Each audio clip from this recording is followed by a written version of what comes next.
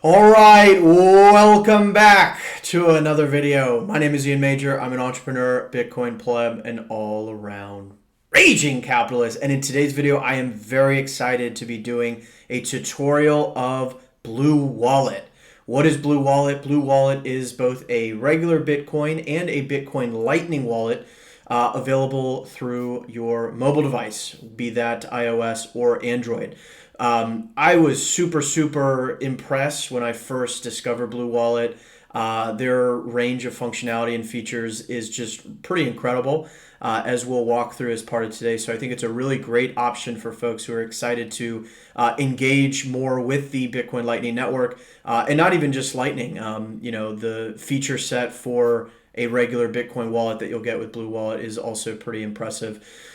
So for today's video, I want to do a couple things. I want to introduce BlueWallet. I want to go through the setup, and then we'll go through some basic functionality for both regular Bitcoin wallets as well as Bitcoin Lightning wallets, and conclude with some of the more advanced functionality that I'll at least tee up in today's video. And I may end up doing, in-depth videos on some of those topics in the future.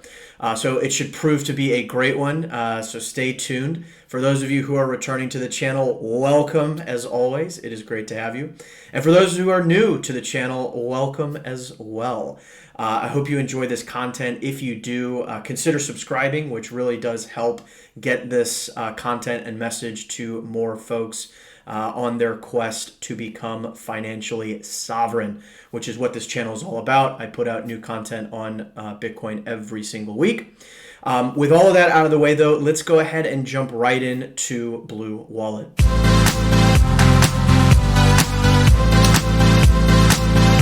All right, so here we are in BlueWallet. This is what it should look like when you are opening it for the first time. And so you'll basically see where we would naturally start is to add a wallet. It's free and you can create as many as you like as it notes. And so I'll go ahead and hit add now. And as you can see, it's pretty neat. We've got a couple different options here. So I can create a regular Bitcoin wallet. That's the first option. I can create a Lightning wallet, which is the second option. And then I can create a vault, which is a multi-signature wallet, which we will cover in a different video. For now, I'm going to go ahead and create a regular Bitcoin wallet. So I might call it regular one. Pretty creative here. And I will select this first option. Now, when I hit create, it will then present me with the seed words and my mnemonic phrase to write down. So I'm going to go ahead and write this down, and then we'll continue. All right, so I've written this down. And there you have it. So I've got my wallet open. Now let's go ahead and click on it. And we're now in the regular one wallet that I've just created. You'll see there's actually an option to buy Bitcoin directly through the app, and it'll go to MoonPay, which is just a way to buy Bitcoin, but that's kind of cool. And then you've got your normal receive and send options here at the bottom. So first, let's go ahead and receive some Bitcoin. So all we need to do is hit the receive option. The first time you do this, you will see this notice that says, have you saved your wallet's backup phrase? Just as a kind of confirmation. So we can say, yes, I have. And this will actually give you the option to receive notifications when you get incoming payments. So, again, it'll come up as a push notification that says, hey, you've got an incoming transaction. So maybe we say, okay, but you can do whatever. And then, of course, depending on that, it will say allow or don't allow. And we'll basically see a number of ways we can do this. First, we've got the QR code. So if someone else were to have a phone, for example, they could just scan the QR code to send you Bitcoin. You can click on the address here and copy it to your clipboard, or the share button at the bottom allows you to share it in whatever kind of normal ways you might share, send someone an email, etc. What's also neat is you can click this receive with amount and actually specify a particular amount of Bitcoin that you want to receive, and that will code that into the to the QR code. So anyway, a number of ways you can do this. I'm going to go ahead and get this address to a different wallet so that I can fund the BlueWallet here, and I'll be right back. All right, so I've got my 0.02 Bitcoin that I sent from another wallet to my BlueWallet here. You can see that it has a confirmation and my balance has been updated at the top. When in doubt, you can always kind of drag this down and it'll refresh your balance with whatever the latest and greatest is. If you set notifications on, you also would have seen a notification come across when your transaction got a confirmation. Now we can take a look at what the send interface looks like. And again, it's pretty simple. So you go to the send option here at the bottom. And you can basically see that there are, let me actually go back and change this to Satoshis. So you can just click on the balance and change the denomination. As a reminder, there are 100 million Satoshis in every Bitcoin. Now I'll come back to the send menu. And so pretty easy. You would put in an address that you wish to send your Bitcoin to. You can alternatively hit the scan button, which would bring up your camera and allow you to scan a QR code. You can put in a note to yourself. And then what's nice is they also allow you to customize the fee if you wish. So for example, you can come in and, whether you want it quickly, so in roughly 10 minutes, or medium in a couple hours, or slow in about a day, right? You can customize this as you wish. And you can even put in a specific value denominated in sats per byte, which is kind of the standard way to quantify how aggressively you want your transaction included in the next block to the blockchain. So that's nice that they allow some customization there. What's also really cool is you can come up to these three dots in the top right and see a couple other features. You could just, quick option to use your full balance that you have in this wallet to send. You can do what's called a fee bump. So this simply allows you to come back later on. Let's say that you specify a really low transaction fee initially. And let's just say that, it isn't confirming. It's just kind of sitting in the mempool or the memory pool, which is where a transaction sits before a miner picks it up and puts it in a block. Allow fee bump allows you to come back later on and bump the fee up if needed, which is nice. You can also add recipients. So if I hit add recipient, you'll see that this actually adds another address.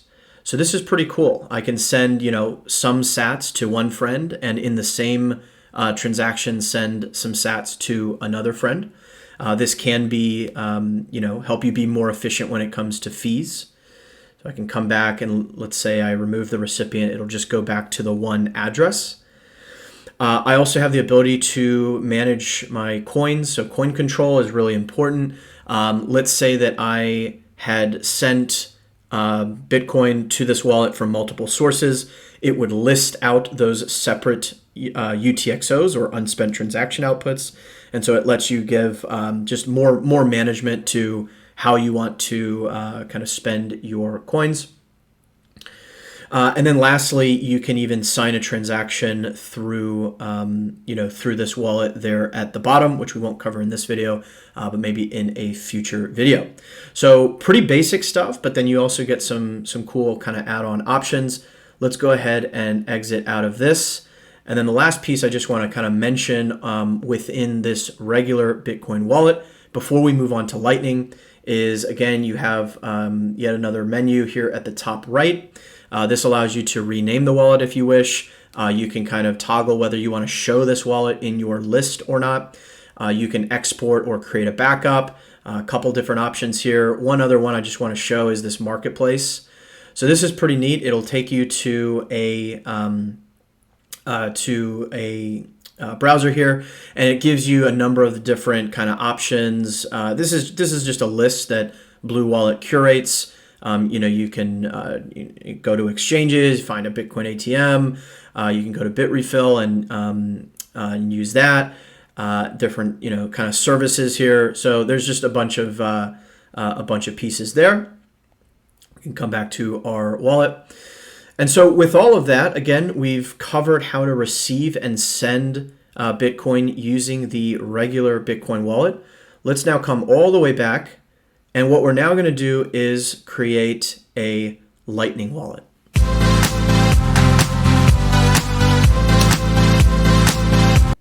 All right, so let's jump into how to create a Lightning wallet. It is similarly straightforward. By the way, you can also hit this scan button at the bottom if you have a kind of existing wallet that you want to import.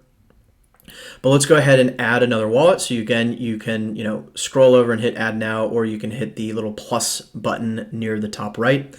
I'll go ahead and hit add now, and I'm going to create a Lightning wallet. So let's go ahead and just say something like Lightning 1. And I will hit the Lightning option, and we'll hit create. So what this is giving me is a QR code along with the Lightning Network sort of hub address, which is essentially the equivalent of this wallet's backup. So you do want to kind of save this somewhere. This, as it notes, will allow you to restore the wallet in case you lose something. And it also mentions that this wallet is hosted by BlueWallet. So BlueWallet, in a way, is sort of custodial and non-custodial depending on how you use it, which I think is, again, fair game, particularly given that in many cases we want to be dealing with much smaller amounts of Bitcoin in these types of wallets. So I'm going to go ahead and save this off. Now I'll say that I have saved it. And you'll see I now have this new Lightning wallet. So again, there's my regular wallet. Here's my Lightning wallet. And so let's go ahead and click into this. And as you'll see, there are the same receive and send options at the bottom, although this works a little bit different. It also has some helpful kind of commentary. Lightning wallet should be used for your daily transactions, et cetera, et cetera.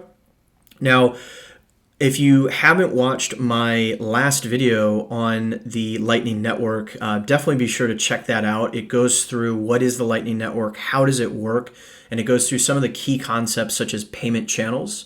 So a payment channel is essentially think of it like a money tube that I connect with another user on the network, and I essentially send Bitcoin to initialize that payment channel. So again, check that video out. It's got a number of key concepts there. But basically what we want to do is hit manage funds, and you'll again, for the first time, see this notice that comes up and say, have you saved your wallet's backup phrase? In this case, it's actually more so the hub address that we would have gotten on the last screen. So I can say, yes, I have. And you'll see a couple different options. So there's refill, which is essentially just to fund your Lightning wallet using any existing Bitcoin regular wallets that you have on your Blue Wallet. It says refill with an external wallet, where you can do the same thing except with a wallet that's not yet in Blue Wallet. Refill with a bank card. So this is actually a new option, or must be relatively recent, since I first discovered Blue Wallet. So again, that's interesting to see as well. And then you can kind of exchange it as well, which takes you to Zigzag. Zigzag is basically just a service that can allow you to exchange, for example, kind of Bitcoin from a regular Bitcoin wallet into a Bitcoin Lightning wallet. Blue Wallet just essentially does that translation for you. So back to Blue Wallet, again, manage funds. Let's go ahead and hit refill. And so it's now presenting me with an option of wallets that I can use to do this. And of course, we've got our regular one here. So I'm going to go ahead and select this one. All right, so it populates and brings me to the essentially the send interface. I can choose to kind of toggle between denominations. And let's just say that I want to send, 500,000 sats into my my Lightning wallet. It gives you this option. It basically has this pre-populated for a just commentary on what this is. So refill Lightning wallet balance. That is fine. And actually, you know what? I'm going to increase this just a little bit. Let's say 1 million. And then again, it gives you the fee option. You know what? I'm going to bite the bullet on this one and just let it go fast. And I'll go ahead and hit next. And it will just present me with a kind of final summary. So to confirm, I'm sending 0.01 Bitcoin to initialize my Lightning wallet. So I'll go ahead and hit send now. And it says done. So let's wait for this to confirm. Again, watch my other video on the Lightning Network. What has basically just happened is I have conducted an on-chain transaction. So this 0.01 will be settled to the actual blockchain. But as we'll cover next, once this is now established in my Lightning payment channel, I can zip this back and forth to whomever, however many times I want, and those subsequent payments within the payment channel will not be settled to the blockchain. So we'll come right back once this is confirmed. All right, so we've got our sats in our Lightning wallet. You can see the confirmed transaction here in the middle. Don't worry if, for example, if you were to kind of come back to the home screen, if you will, you'll see the full list of all transactions for all wallets at the bottom. And you may see, this transaction we just initiated a moment ago come up with one confirmation. And yet you may not yet see the balance in your Lightning wallet reflect. And that is okay. That is because BlueWallet requires 3 confirmations for the balance to be kind of reflected. A confirmation is just essentially a new block being added that kind of buries your transaction deeper and deeper in the blockchain. The deeper it goes, the more assurance we have that that transaction has truly fully settled. And so that's the reason why. Now that those 3 confirmations have occurred, though, I have my balance at the top. You can also see this marketplace is now an option now that I've funded the Lightning wallet. So this is just similar to the one we were looking at earlier with the normal regular Bitcoin wallet. It's just a host of ways that you can kind of spend sats with your Lightning wallet, which is pretty cool. Let's come back to our wallet though. And this LAP browser is basically a web browser off of DuckDuckGo that uses the Lightning Network. So a couple cool little features there. But what we really care about is receiving and sending our sats. So let's start with receiving. I'll click the receive button just as normal. And you'll see that I have to specify the number of sats I want to receive. So the Lightning Network operates through what are called invoices. Invoice is essentially, think of it akin to an address, except that it also includes the amount of sats that are being transferred. So let's just say something like, I don't know, 5,000, right? So 5,000 sats that I want to receive, that equates to $1.78. So, this could be a cup of coffee, this could be whatever. And let's just say, BlueWallet test. Now, I can also hit the scan button.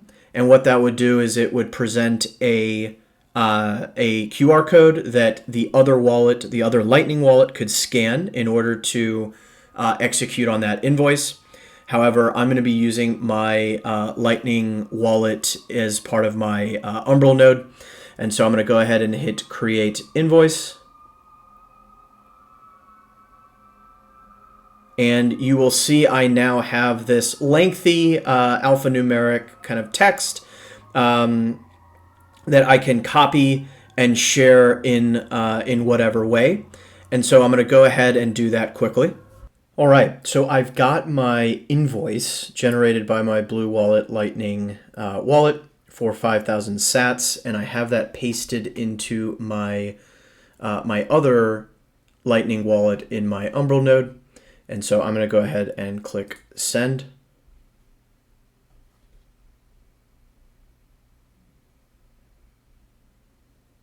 And it says on my screen, paid 5,000 sats. And there you see.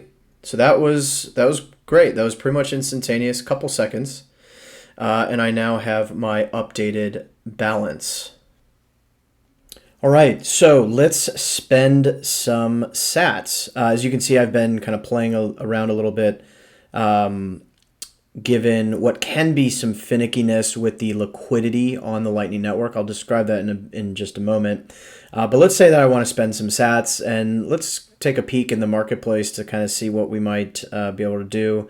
Maybe I'm feeling particularly generous. Maybe I really like the experience I'm having in BlueWallet. So let's just check this out. So it presents me with this invoice request. I can copy that request. And if I go back to BlueWallet, it'll actually, as you can see, detect that I have a Lightning invoice copied onto my clipboard, which is kind of neat. And so I'll say, yes, I would like to go ahead and do this. And so this is essentially tipping BlueWallet. And so maybe let's send let's send 1,000 sats, right? So 35 cents, 1,000 sats. I'll go ahead and hit pay. And that has gone. And so that will show up in my balance. And that's that. And you can see it took out a couple extra sats for the transaction fee. But you can see how quick this is, right? These are essentially instantaneous and nearly feeless for all intents and purposes. And so there we go, receiving and sending. Let's go ahead and now talk about the liquidity on the Lightning Network. And we can visualize liquidity on the Lightning Network in the following way. So if we look at this diagram, and let's say that you're in the bottom left, and let's look at this payment channel that we have open with LN Top. So this payment channel in total has 5 Bitcoin worth of liquidity, 2 of which is in what's called my local balance. So the 2 that's closest to me represents what's in my kind of Lightning wallet. And then there's 3 Bitcoin in what's called my remote balance with LN Top. Now, let's say that I want to send some Bitcoin to Angela. Well, firstly, we would check if we have, if there's a viable route to Angela. Now, I'm connected with LN Top. LN Top is connected with Angela. And so you may say, well, of course, there's a route. However, it depends on the outbound and inbound liquidity. So I have 2 Bitcoin as my max outbound liquidity. So I could send up to 2 Bitcoin to Angela, provided that LN Top has enough liquidity in the payment channel with Angela. So for example, let's say that I moved my 2 over to LN Top, who's going to route this for me. That 3 of my remote balance becomes a 5, and then they would push 2 of Angela's 4 remote balance over to Angela in her local balance. And so that's completely viable. Let's take a completely different example. Let's say that Sophie, all the way up in the top left, wants to send us some Bitcoin. Let's say she wants to send her 1 Bitcoin. She sends that to this node here in the middle top, but there's a problem. There's a zero liquidity with LN Top.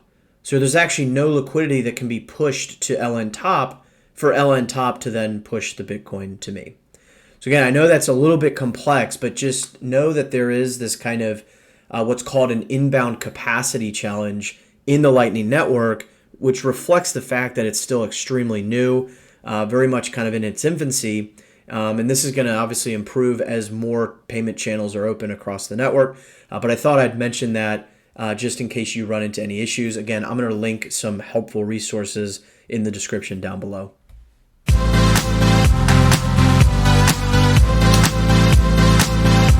All right, so we've done some transactions with our Lightning wallet. Let's go ahead and come back to the main screen just to kind of look at a few last pieces. So again, I'm in my main sort of overview where I can see both wallets. There's this pretty cool local trader button that we haven't touched on yet that I just wanted to briefly mention. This is pretty neat. This essentially is powered by HODL HODL, which if you've seen some of my past videos, I've done one on Bisq, which is a peer-to-peer decentralized way to buy and sell Bitcoin with other kind of individuals.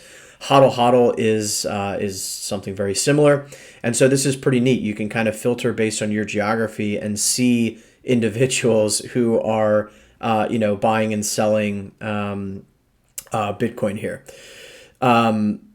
The other last piece I wanted to mention is in this, three dots menu, there's a whole slew of settings. You can go to general. There's actually this advanced mode, which once you toggle it on, it actually unlocks a number of different features, including the ability to generate manual entropy when creating wallets. And so there's a lot built into there. I'm going to link BlueWallet's kind of documentation page so you can get a better understanding of that.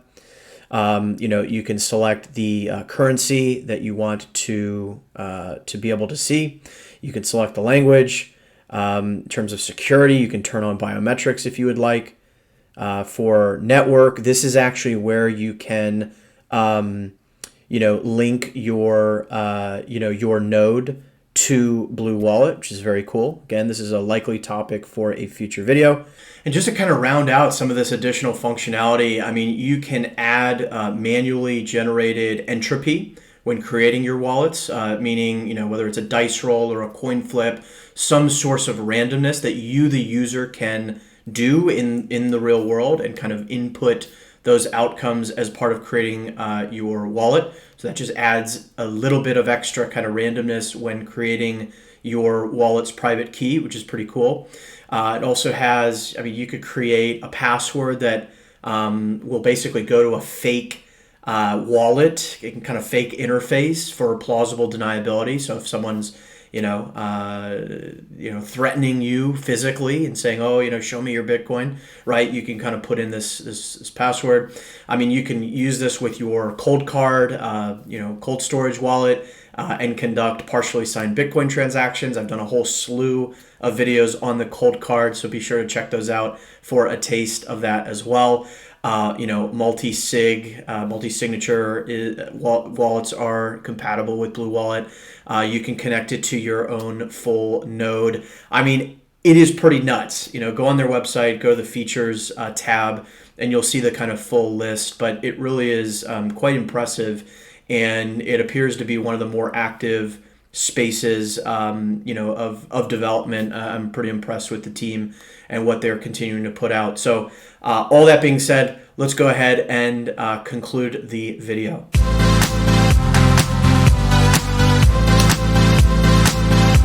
All right, so there you have it. We covered a lot of ground as always. Just as a quick recap, we went into creating a regular Bitcoin wallet and creating a Bitcoin Lightning wallet within the BlueWallet app. We looked at some of the basic functionality around receiving and sending funds, and some of the nuances on the Lightning side as it relates to creating invoices, setting up payment channels, etc. And we also covered a number of the different kind of more advanced features, some of which I will do more in-depth videos on in the future, because the scope of what you can do with BlueWallet really is quite impressive. But for now and for today, we'll go ahead and leave this video here. What do you think of BlueWallet? Comment down below and let me know. If there are other wallets you've kind of heard of that you would like to see covered in the future, comment and let me know that as well. I hope you found this video useful and valuable. If you did, you already know what to do. Be sure to leave a like. That really does help get this to more folks. and get these important tools out to others as they go about their quest to becoming financially sovereign, which again, that's what it's all about. But for now, we'll leave this here. As always, every sat counts. And until next time, I'll see you then.